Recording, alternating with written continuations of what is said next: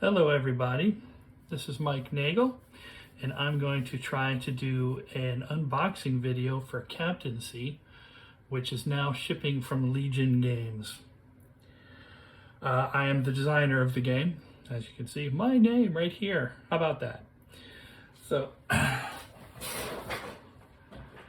hopefully this works out okay. I have my phone kind of precariously hanging over the game here, so with any luck, it'll record this successfully. You'll be able to hear my voice okay and see what's actually inside the box. So, just received this a couple of days ago. According to Randy, it is currently shipping. So hopefully those of you who have pre-ordered it should see your copies arriving soon. So this is a nice, thick, I guess about 1.5 inch box. Nice and sturdy, very colorful. Shows you nice pictures of the components on the back. But what's inside, of course, is much more important. So let's go ahead and open it up. First thing we have is an advertisement for the other games of mine that are currently being published and are available for pre-order with Legion. That's Navarchy, which is my ancient naval war game, and Chivalry at Bay, which is a 100 Years War tactical game based on a previous design of mine called Son of York that was published by GMT Games. So both of these are currently available for pre-order at Legion. Could certainly use your support. And of course, on the back of that is some more info about stuff that's currently being sent out from Legion. Okay. So first thing I guess you would see here is this large black, bag of blocks. What these are ultimately going to be used for is to secretly select the maneuver that your ship is actually going to take. And in addition to these blocks, you get this little section of stickers. So what you'll do is you'll stick one of the numbers on one side and then a flag on the opposite side. So each of the 3 nationalities that are represented within the game, the United States, Britain, and France, get their own set of maneuver blocks. So there you go.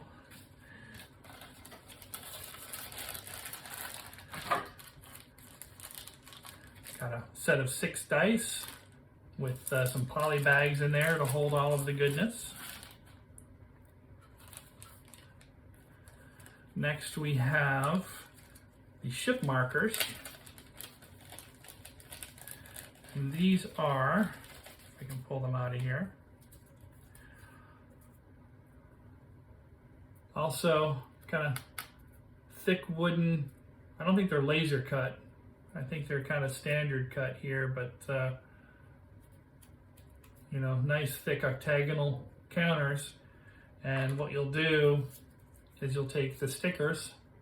We got one for each side here, and you can kind of tell who's who from the little flag on the background. You can see, for instance, here's the British one, and the Americans, and the French. And you're going to adhere one of these stickers to the octagonal marker, and that will become your ship marker. The little letters on the sides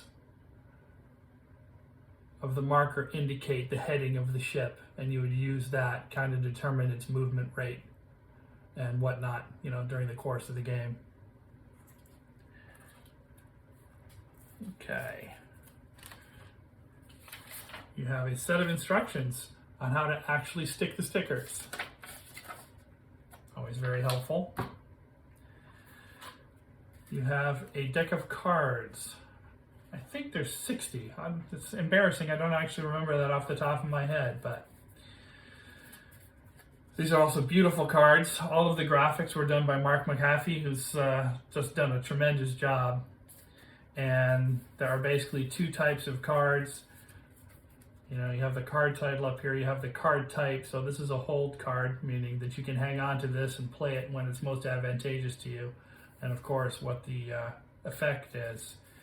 And down towards the end here, there are also several play now cards. And these, of course, are played as soon as they're drawn and could affect, you know, either the person that's playing them or possibly both players, depending on what the nature of the card is, what the event is. So nice thick cards, good quality, awesome stuff. Then of course we've got our rules. There are a total of 16 pages. Actually, it's really probably less than that. We kind of went out of our way to put a lot of nice diagrams and things in here, you know, to show you exactly how the game plays in as easy and straightforward and procedurally as possible.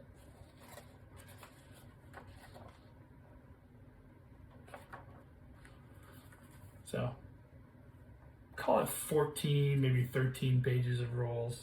Big font, lots of white space. You can get through these with no time.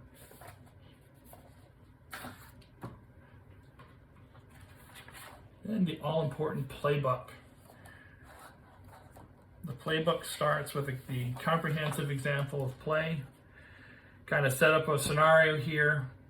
You know, shows how the ships initially start, and then it runs through each step, each phase of the turn, stepping you through the exact process. Shows you what the status cards look like at that particular moment in time, what the tracks look like. And it just goes through every step of a turn.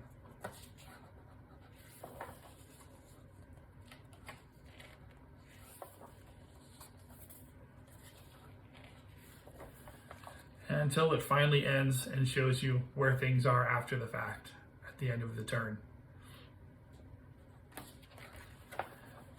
And we have some designer's notes. Kind of let you get into my head what I was thinking when I actually put this together. So there's about 3 pages of designer's notes. I won't feel bad if you don't read them. Then we get into the actual scenarios themselves. So we start off with the Constellation versus Le Sergent in February of 1799. Have some more battles with the Constellation, again in 1800. Then we get into the War of 1812, and here we have the Constitution versus the Guerriere, President versus Belvidera. You also have another version of the same scenario here. There is an optional way in which you can actually play with more than 2 ships on the board. The game only really comes with enough components to be able to do it with 3 ships. But it is feasible to play it that way. It was not designed to be played with more than 2 ships. And once you actually kind of get into it, you'll understand why. Actually, if you read the designer's notes, you'll understand why. Don't want to get into that, and right now the video will like go for a half an hour if I explain why it is the way it is. But you can actually play the game with more than 2 ships. You just kind of have to, you know, break some of the rules that currently exist to do it. So, but the possibility is there, and we actually included a scenario in here to allow you to do it. Then we have the United States versus the Macedonian, Constitution versus Java, Chesapeake versus Shannon. This actually I think is probably the best scenario in the game. It's very interesting, even the historical background. And you'll note that all the scenarios include a paragraph with historical background, kind of understanding what went on to lead to this. This, of course, was the infamous "Don't Give Up the Ship" battle. So there you go. That's in there. President versus Endymion. and then a couple of small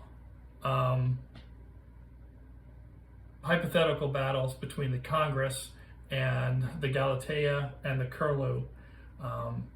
These were hypothetical, they never actually happened. Congress just never really seemed to get into the fray. Here's an opportunity to actually do that, 2 battles of what might have happened if she had engaged.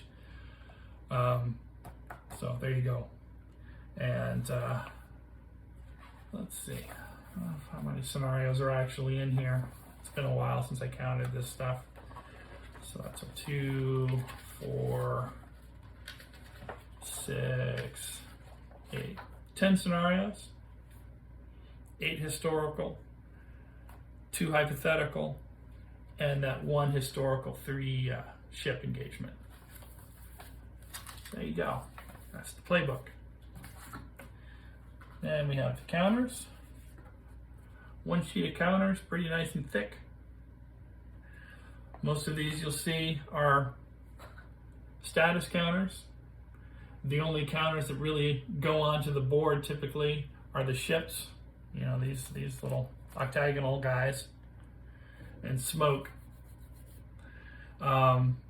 Everything else actually goes onto the various tracks on the edges of the map area, or on the ship status cards themselves.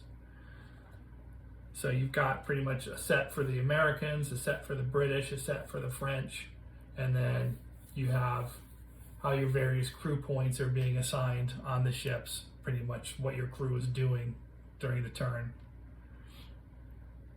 And trying to think if there's anything else out here. There's a wind marker. Okay, that's going to go on the board also.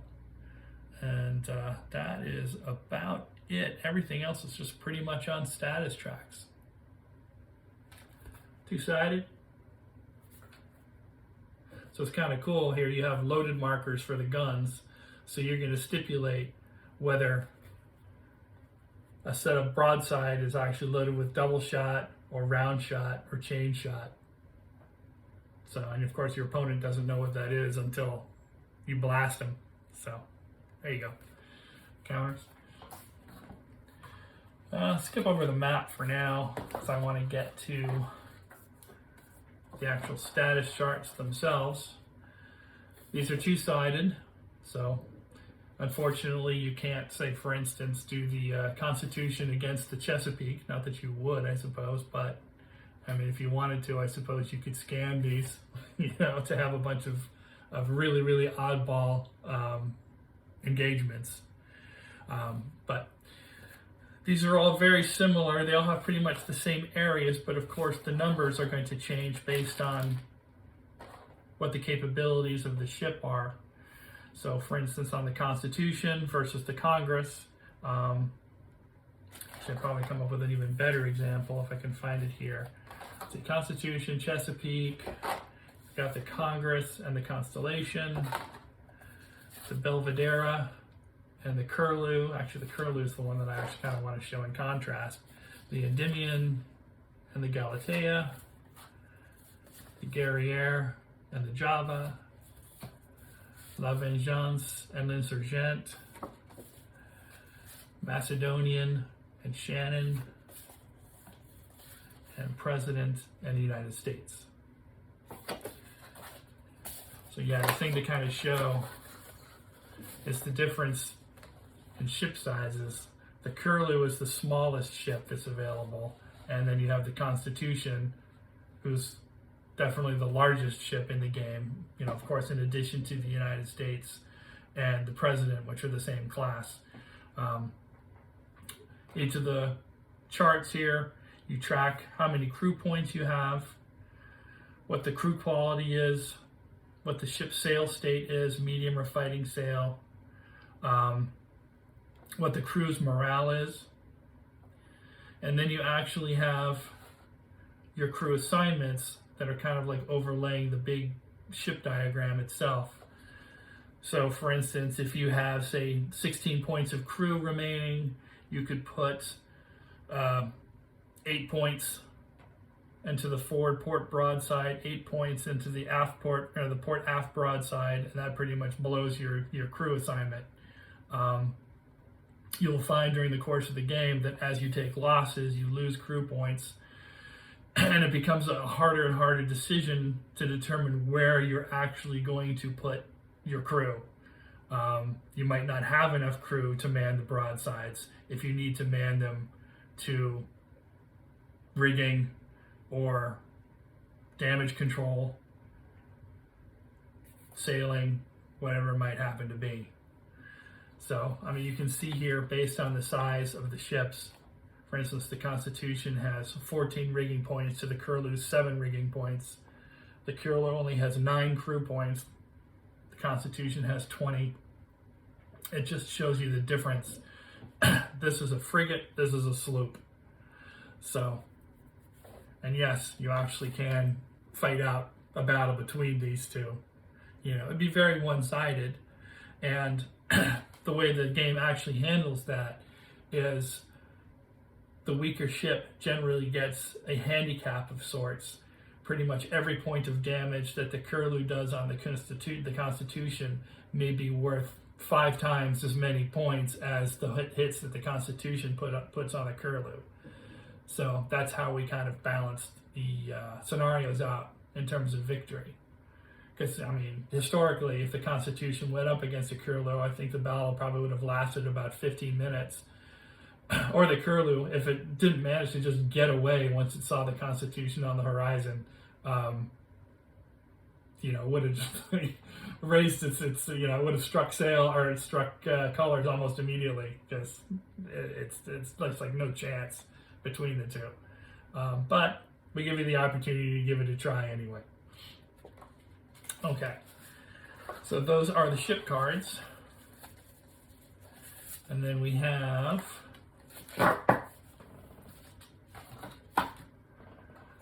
two player aid cards, both identical. On one side you have the movement tables, which includes the sequence of play, how you determine your movement points. All of this is involved in that. And then on the other side we have the combat process. Gives you the exact procedure for determining combat, for resolving combat. The types of hits that you could feasibly do. You know, for instance, if you hit here, we do 4 rigging, 3 hulls, and 3 crew hits. And the way that the damage tables are actually set up is, if you kind of think of it in terms of a ship itself, if you roll high on the table, you're hitting the rigging. If you roll low on the table, you're hitting the hull. So most of the crew hits kind of accumulate right at the ship's waterline. So I thought that was kind of a neat way to handle things. So again, each player gets one. And then we have the map. And hopefully we'll see how well this shows on the video. I'll kind of just do it a half a map at a time. Do I want to do that side first? Or? Yeah, we'll do this side first. Okay. So here we have the impulse track for a turn. Once a ship determines its speed, those speeds break down into impulses. So say, for instance, a ship has a speed of 5 during that particular turn. You would put a little impulse marker on each box on the impulse track that has a 5 on it. So you put one here, here, here, here, and 12. 12, everybody has a 12th impulse. So a ship that's moving 5 to a ship that's moving, say, 9, that ship that's moving 9 has 4 more opportunities to do something. And it just kind of shows, and generally you get that superior movement by holding the weather gauge, pretty much being in a better position relative to the wind than your opponent does. So that really kind of breaks down the amount of flexibility that a ship gets when it holds the weather gauge. So in addition to the impulse track, you also have a reload track. So every time you fire a broadside, you take your broadside marker off of the ship. Decide what type of a broadside you want to fire next, double shot, round shot, chain, and put it X number of turns forward on the reload chart. And your ship cannot fire until you hit that next impulse. And you can pick up the load, drop it on your ship, fire it immediately, or wait, until you need to fire. One thing that's going to be obviously is that there are no hexes on the map. I use squares instead, and that's pretty much why we have these octagonal markers. So the wind marker will point towards a letter, and then you use those letters to determine what the relative speeds are between the ships based on their headings.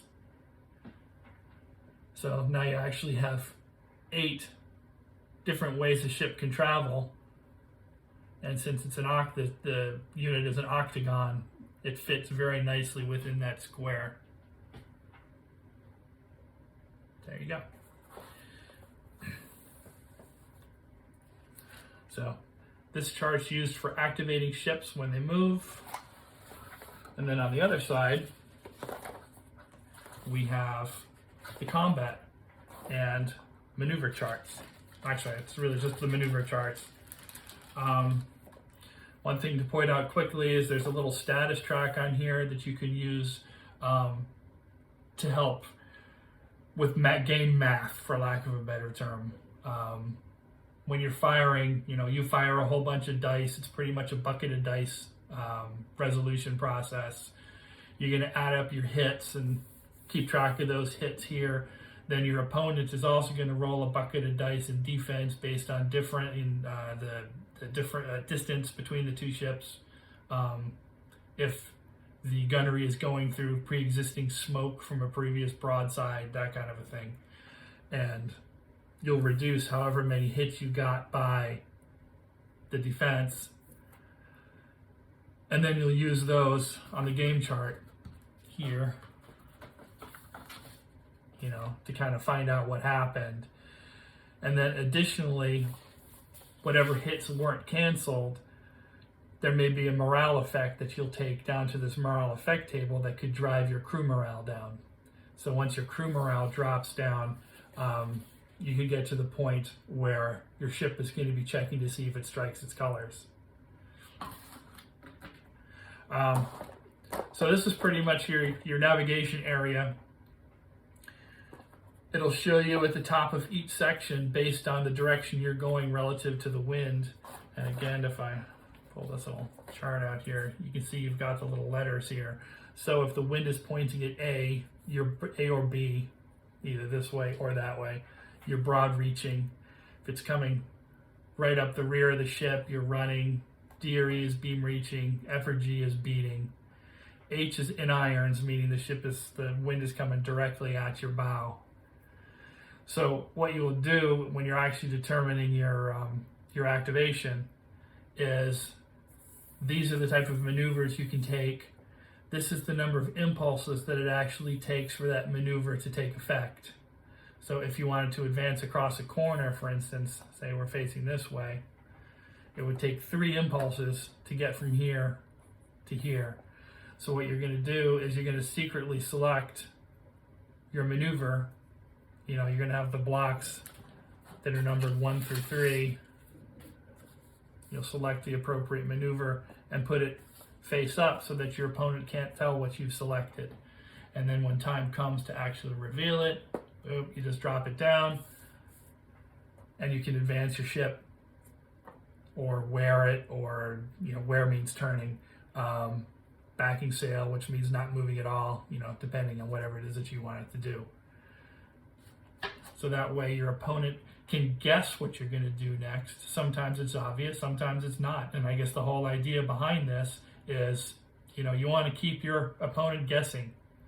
You don't want to just keep going forward in a straight line. Use the wind, use your opponent's position to get into a position that he doesn't expect. I mean, if you can get in across his bow or his stern, you know, to rake him, that's just awesome. Okay. So that is pretty much everything that's in the box. And again, it's a beautiful blue map. You know, not much you can do with a sea map. It's just water. And that is pretty much it. So I hope you enjoy the game when you get it. I'm definitely looking forward to hearing what you have to say about it. So until then, thank you very much.